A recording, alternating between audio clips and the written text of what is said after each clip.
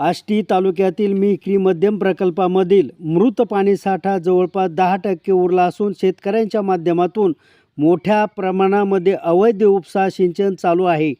यामध्ये मिखरी प्रकल्पातील अधिकाऱ्यांचाही या ठिकाणी समावेश आहे असं ऑफ द रेकॉर्ड जनतेमध्ये चर्चा चालू आहे।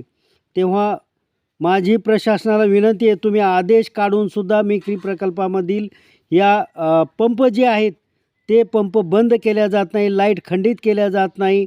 तेव्हा शासनाने या अधिकाऱ्यांची चौकशी करून योग्य ती कडक कारवाई करण्यात यावी, कारण मोठ्या प्रमाणामध्ये दुष्काळ जर पडला तर कुठल्याही जनावरांना म्हणा किंवा पशुधन वाचणार नाही, पशुपक्षीही वाचणार नाहीत या परिसरामधील, कारण या ठिकाणी पाणी अजिबात उरणार नाही।